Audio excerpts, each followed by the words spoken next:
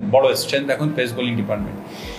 কেন আমি বলছি এটা কি বিশ্বকাপ নাকি ফাজলামি করছে বাংলাদেশ? ভারতের সঙ্গে হারে খেপেছেন মাশরাফি বিন মুর্তজা। এবার সরাসরি শান্তকে নিয়ে একই মন্তব্য করলেন ম্যাশ। বিস্তারিত জানতে ভিডিওটি না টেনে সম্পূর্ণ দেখার অনুরোধ রইল।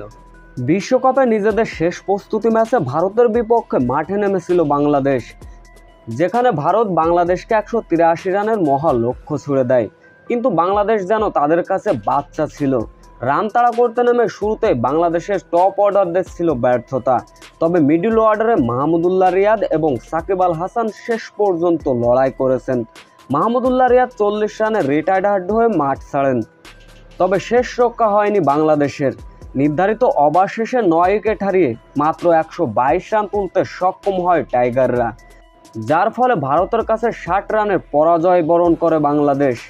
বাংলাদেশের এমন হারে রীতিমতো দুঃখ প্রকাশ করেছেন মাশরাফি বিন মুর্তজা। তিনি এক সংবাদ সম্মেলনে বলেন, শান্তর অধিনায়কত্ব পুরোই ফাজলামি, তার কোনো অধিনায়কত্ব করার কোনো যোগ্যতাই নেই।